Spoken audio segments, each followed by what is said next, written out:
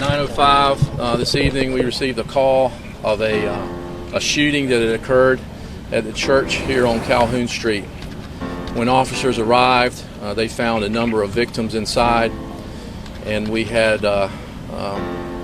also individuals that were transported to the MUSC Emergency Trauma Center. We were able to determine that there were 8 deceased individuals inside of the church. 2 individuals were transported to MUSC. One of them has died. So at this point, we have 9 victims in this heinous crime that has been committed. I honestly didn't believe it. It was too close to home to accept that, so I did not. It was. I actually saw the messages on Facebook, and I just did not believe it. So it was real tough to accept that. So I believed it, but my thing was trying to figure out who was there because I have family members who go to this church. Reverend Clemente being one of them, so to find out it was actually he was one of the victims was kind of heartbreaking. And I had an aunt who was supposed to be here as well, but she got the dates confused, so she wasn't even in the meeting like she was supposed to be. I wasn't sure what kind of response to have because it was so surreal. You know, I turned on the television and I kept hearing reports about the shooting at Emanuel and that 9 people was involved and nothing was confirmed, and I was just in awe. It was so unbelievable. It was so unbelievable. I was definitely shocked. First found out about it. My brother was talking to me. He found out about it. He was telling us about it and everything like that. We didn't believe it. We thought that it might have happened in the area, but not actually inside the church. And then we started getting calls about it. My cousin actually was Reverend Daniel Simmons. He was one of the guys that was killed. So, you know, disbelief, shock.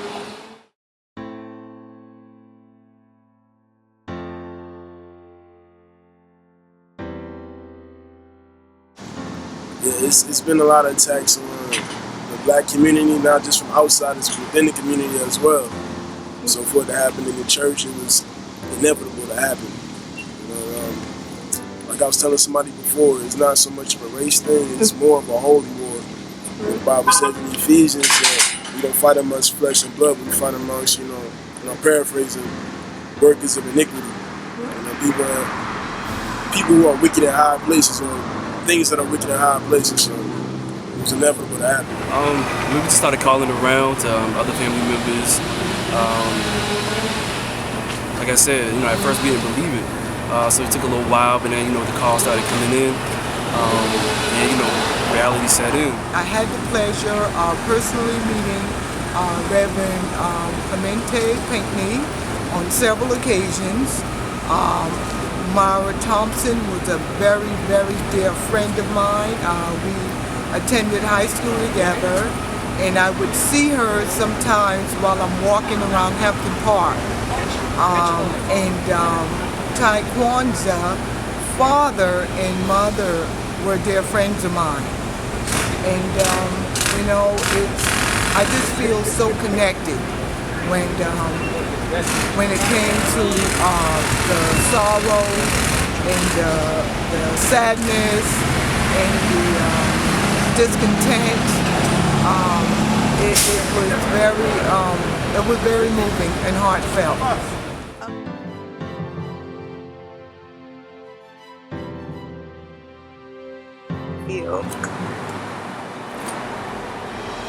It's just crazy that's still going on in 2015. There's no words for it. I mean, there's no words for it at all. You know, I just can't believe it. It took me a while to actually process why is I can even do that. You know, people who open their arms up, allow them to come into church, pray with them, have Bible study, and they trusted him. He did that. Still had hate in his heart. You know, people he didn't even know. It's just crazy to think about. Charleston is like I said, the holy city. I do believe that we will overcome this. I think we will pull together. We pull together like no one expected us to. I absolutely think it brought us together. I was out of town this week and not home to come to this right away, so I finally got back and wanted to come here and pay respect. Just seeing all the posts on Facebook of all my friends here in the Charleston area come together and post all the love that has been going on in our city, it's just overwhelming. Right. It's a beautiful city that so many people know about all over the world. My family lives down here, but I do live in Boston, and it's a very well-known city and has a phenomenal reputation. So something like this happens, it's just so sad, and we're so happy to pay our respects. Well, the results were overwhelming. I saw a lot of unity. As much as folks speak about the separation and not coming together as one, there has been a lot of unity in all races, different culture. One thing I can say is pain has no color or gender, and I think a lot of folks felt the pain of the victims and the victims' family, and I think with that it brought a lot of unity and love to Charleston. Charleston gonna be more or less the same. Stuff like this happened here before. It's nothing really too new. I mean, this is more on an extreme level, but I don't think it's really gonna change too much. After a while, you see the crowds kind of dwindling how it was about a few weeks ago. To be completely honest, I feel like we've showed the country why exactly love wins over hate. We've showed them how to actually deal with tragedies. Because in every other state and every other situation, there's been different situations. People react different. But I think that we've set a tone that we've definitely showed everybody else in the country why exactly coming together brings peace and brings unity.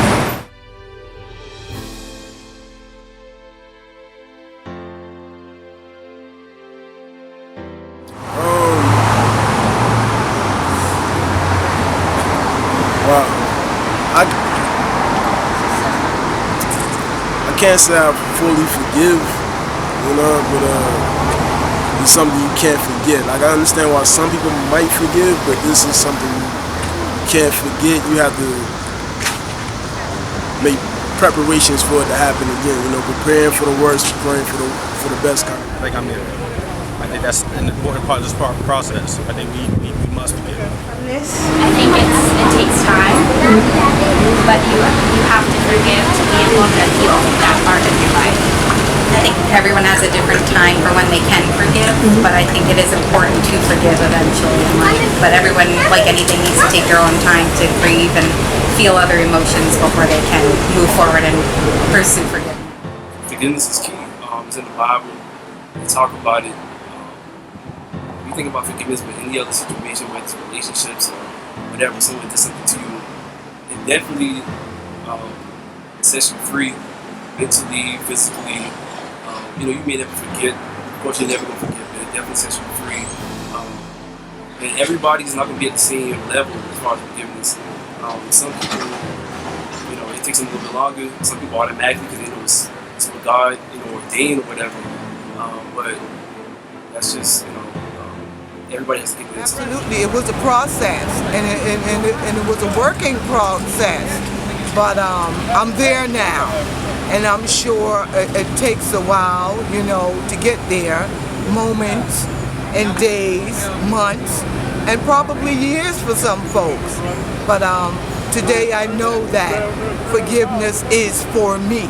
There were sacrifices, but there were also some goodness that came from this. They say for every cloud it's a silver lining, and I have seen and will continue to see some silver lining and some I would say togetherness and a lot of wounds healing, a lot of healing. Forgiveness should always be publicized, because for the simple fact that's the healing process. Right. If we can show publicly, especially me as being a believer, if we can show publicly that we forgive, then that shows, okay, that's the healing process. No matter what you do, I still love you. And that's a key factor of love. I once heard a story of a gentleman, his wife, and his kids were killed by two gentlemen. And he said he struggled with it. He said, Lord, what do you want me to do? And the Lord told him to go down there, forgive those two guys who killed your wife and kids, and tell them you love them and lead them to me. And that's exactly what he did. And by him doing that, he became a spiritual father to those two men who killed his wife and kids. Wow. So that forgiveness is very important because that's what brings everybody together. When I can look at my brother and say, you know what, I don't hold you accountable for what this gentleman did. I still love you, and we still need to bridge together. Forgive. If you don't forgive, then it just keeps bitterness going on. It brings more hatred.